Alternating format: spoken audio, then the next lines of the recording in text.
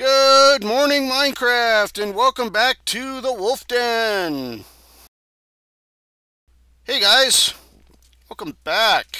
I've been actually doing a lot of work around the town the last couple of days. Kind of went a little Minecraft crazy.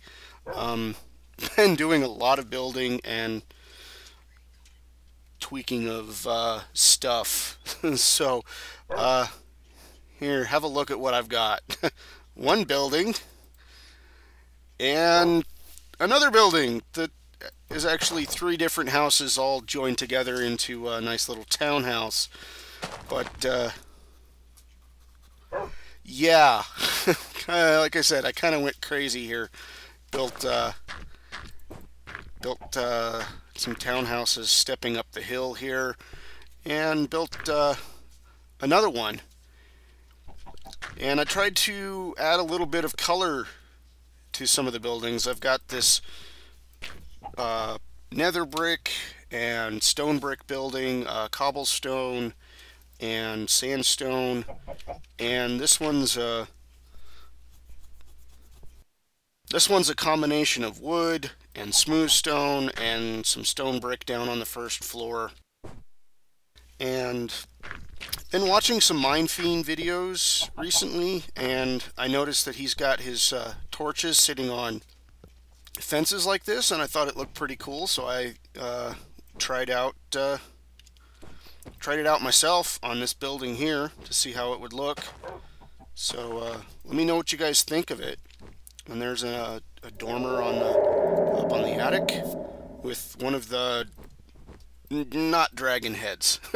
I want it to look like a dragon head, but it doesn't quite do it.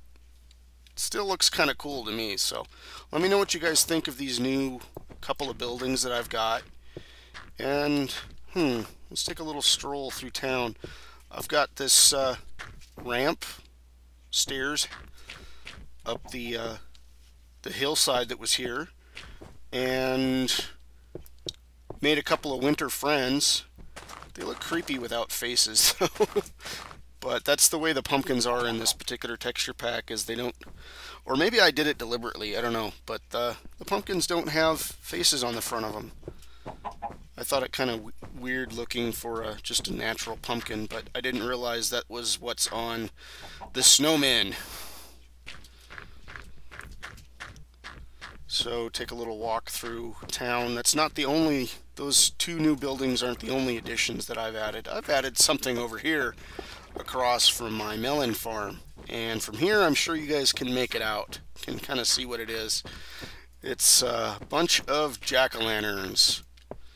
So this is my automated melon farm over here. Hey Archie, how you doing? Pretty good, huh? Alright. So this is Archie's automated melon farm, and over here, some stray eggs wandering around. I've got a pumpkin farm that I made yesterday. Let's check it out. So I laid down some rows of pumpkin seeds and have this water falling from the roof. I got the idea from the melon farm design, so I thought it would look cool here in this pumpkin farm. And if you can't tell, this is the clay brick.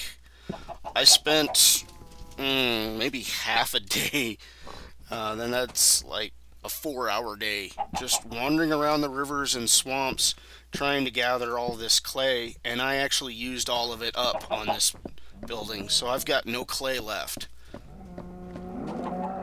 And there are 4 floors of pumpkins.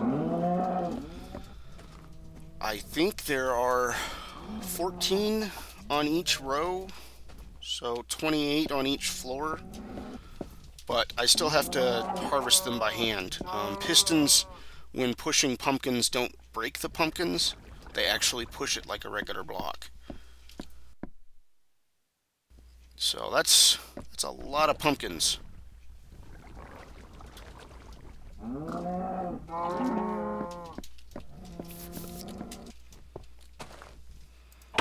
And let's go check out how the melon farm is coming along. It's done, and I think I can actually get a full harvest out of it. Let me deposit the melons that I've got, just in case. And yeah, this is kind of rough and crude. I know these signs don't need to be there, but they're kind of holding back the water. I could use other methods to do it, but I don't want to tear it apart and rebuild it. I'm happy with it. It works for me. Whoa, massive lag. 2 stacks, 3 stacks, 4 stacks. 5 stacks. And still there's a lot of stray melons up there. Wow, that is a lot. Huh. Well, let's I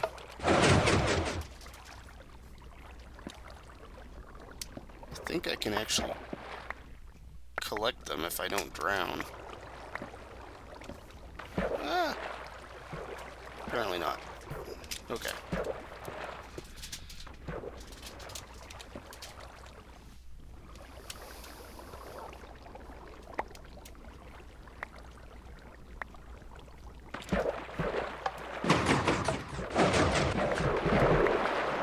And it only takes a few seconds for more melons to grow.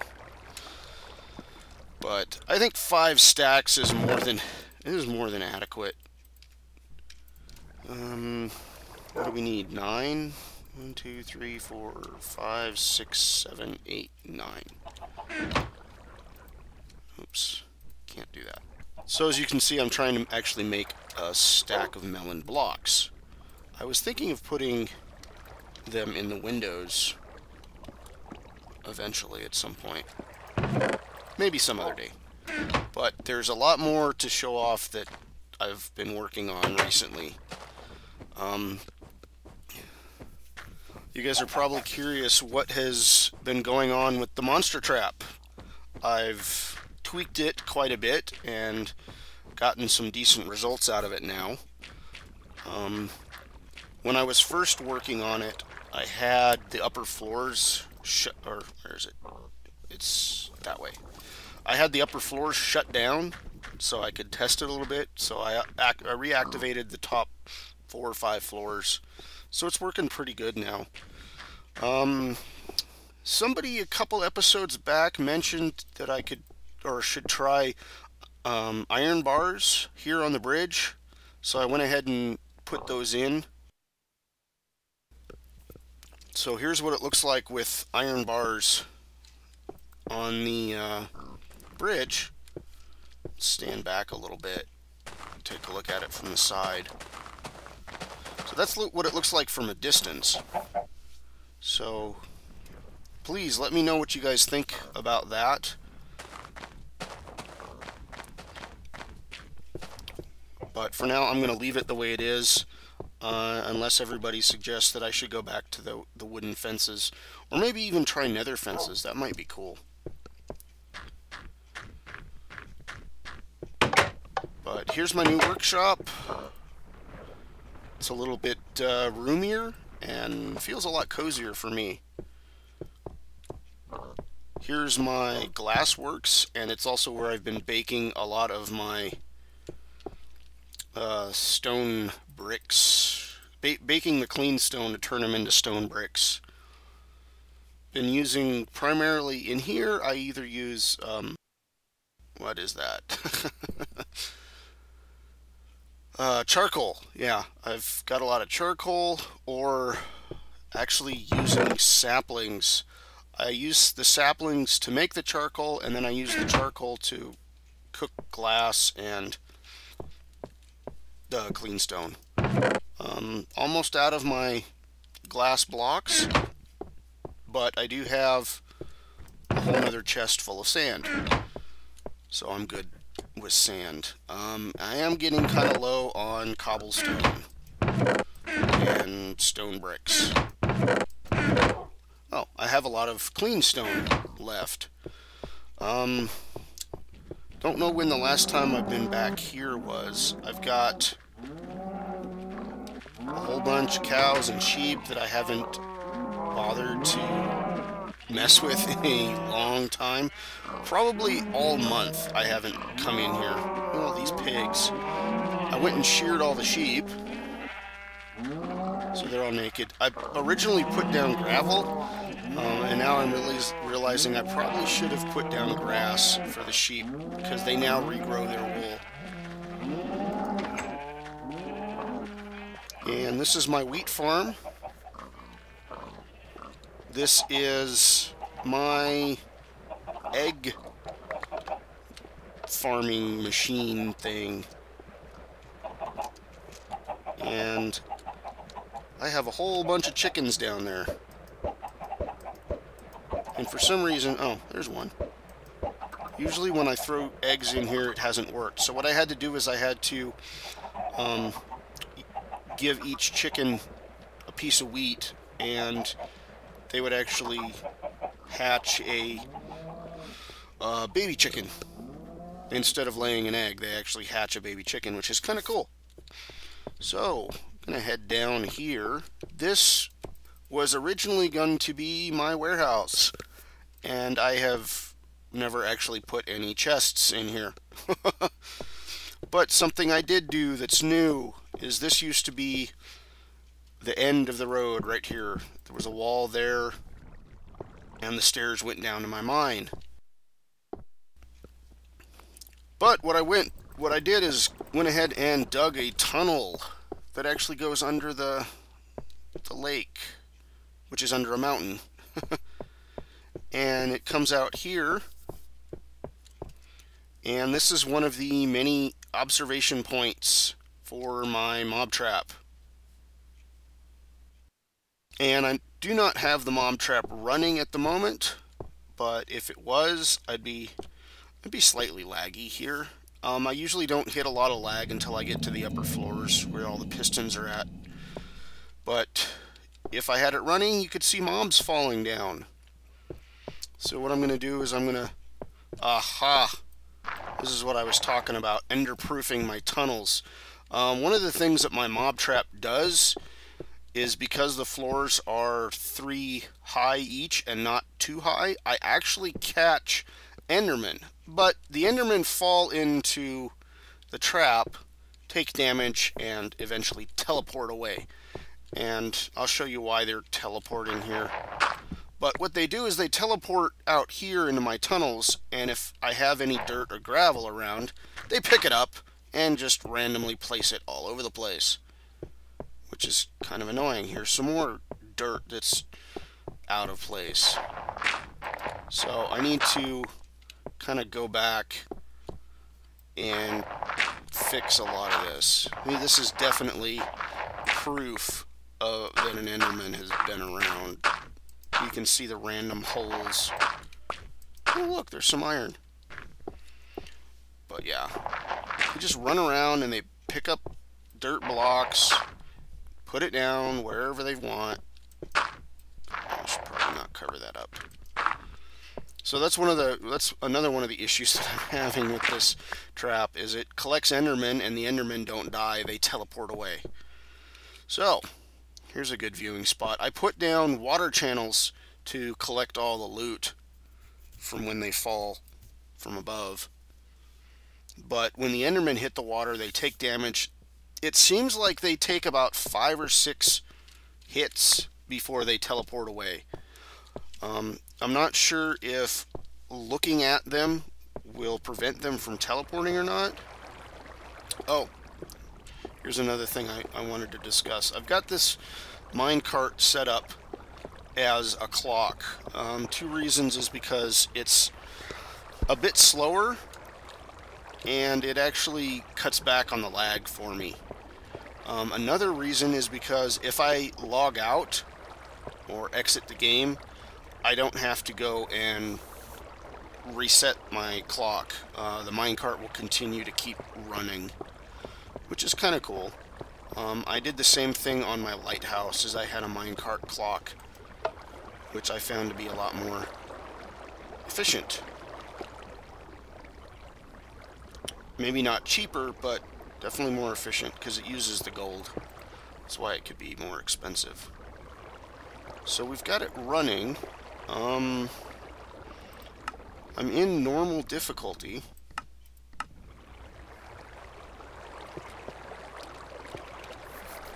And at the moment, I believe I'm outside of the optimum range for monster spawning. It's usually between 24 and 30 blocks, and I believe this floor is around 30, 27 or 30 blocks. Hang on, another thing that I should check is, what time of day is it? It's night. So I think what I'm going to do is pause the recording and wait until it's daytime. Oh, there are some monsters dropping, which is cool. So I do have a few drops at night.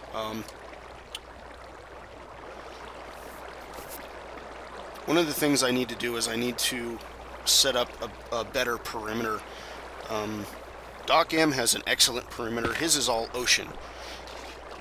144 blocks from his central mob trap, there's nothing but water. So mobs can't spawn on the surface. In my world, I have a lot of grass and trees. So what I need to do is I need to probably create maybe a chest full of torches and just run around and every 5 or 6 blocks put down a torch.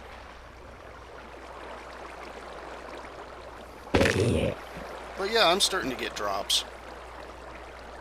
It's doing alright. So I'm going to pause here and I will get back to you guys in a few minutes.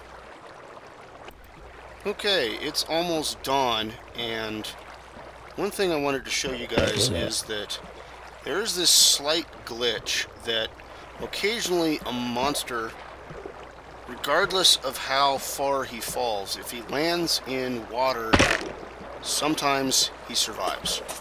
So what I've done is I've got this little lava thing set up to kill them off. It's what a lot of people in technical development call a band-aid. It's not a very good solution, but it's doing okay. I mean, it's something you add on to the end of your machine to fix a problem that the machine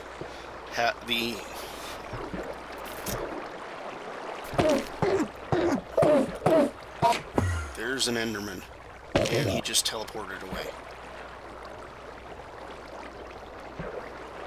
Okay, so what I was saying is this lava thing is a band-aid. It's a device that you add on to the end of your machine to solve a problem that with the inherent design of the machine.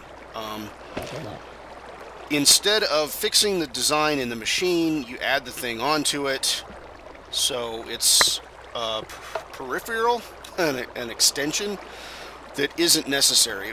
Not really needed, but I could have built a better machine in the first place. That's why it's a band-aid. But for the moment, I'm happy with the results that I'm getting out of the machine. So I'm not setting out to build the absolute most perfect machine ever. I mean, there's already another guy out there on YouTube, and I'm pretty sure you all know who he is, whose goal is to build the best machine. At least from what I've seen him do, he builds really amazing mob traps. Mine is to build something just so that I can get stuff. And I'm happy with the amount of stuff that I'm getting. I do need to set up trash disposal, usually a pit with lava in it or something where you throw things like zombie meat. Here comes another guy.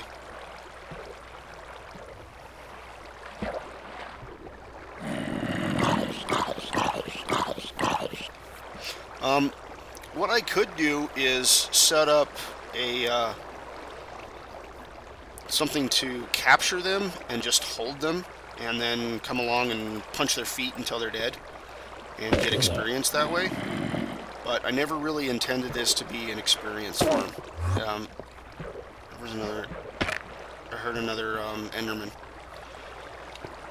A little bit of lag here. So I get turned around quick sometimes.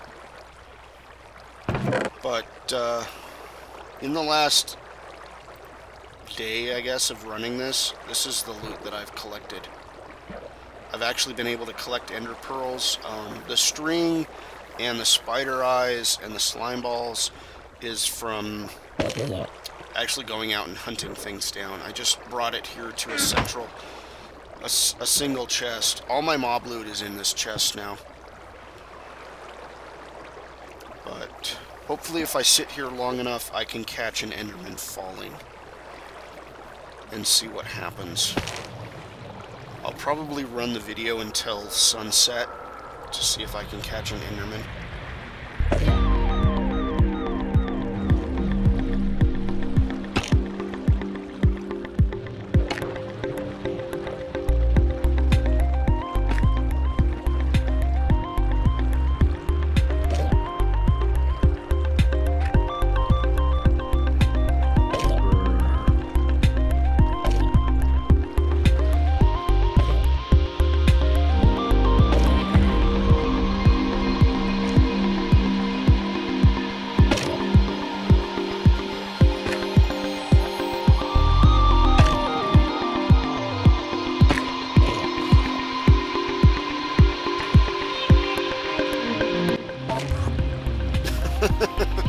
Wow, I saw an Enderman go by so fast, he just hit the water and teleported like that.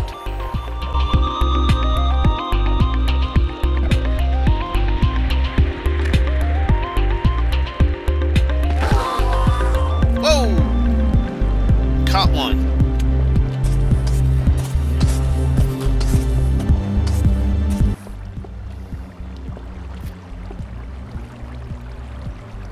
And there's an ender pearl. Wow. My trap actually caught an ender pearl. Look at that, guys. It works. There's another one. Did he die or did he get teleported?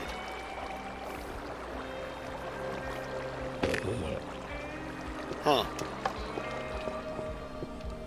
Let's go back up.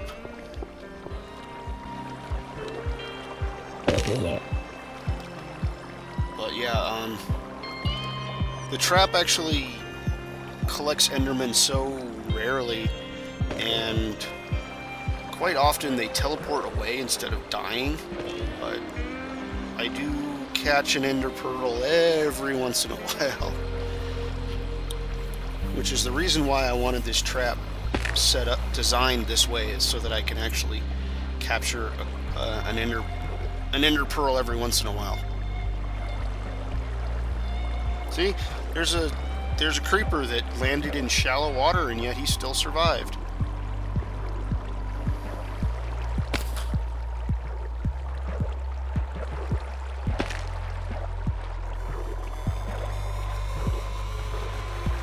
Okay, well, it's approaching night. I don't know what that was. Something I wanted to consider doing is possibly setting up a system to allow me to turn on and off the water flows so that I can catch live Endermen and just come out here and attack them, which is what I was doing with the original setup. The Endermen would fall down and they would land at that level up there. I dug it out 3 or 4. Yeah, I dug down 4 more blocks and put glass on the floor and glowstone so that mobs wouldn't spawn down here at all, and that I could have a nice little observation point from underneath. So what I'm thinking now is to possibly set up some sort of piston sticky piston release to allow me to turn on and off the water. So that's my switch to turn on and off the minecart, which parks itself up over there. Let me go ahead and show you the setup here. When the minecart is running, it simply just runs straight through here, and the switch, it switches this track when the minecart is on, and the minecart runs through straight. When I turn it off, the minecart comes over here and parks. And when it's parked, I can turn it back on, which activates the power rail underneath it, turning the minecart on, switching this track here so that the minecart runs in this direction.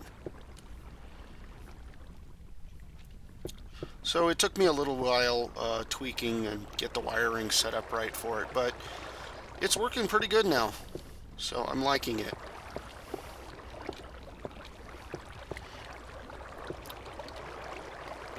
So, one last thing before I leave this episode is I've finally reached the 500 subscriber mark. Yay! Yoo-hoo! So what I'm going to do is I'm going to try and come up with some sort of special video to thank everybody, thank all my subscribers. Should be coming out in the next day or so. So look forward to that 500 subscriber special.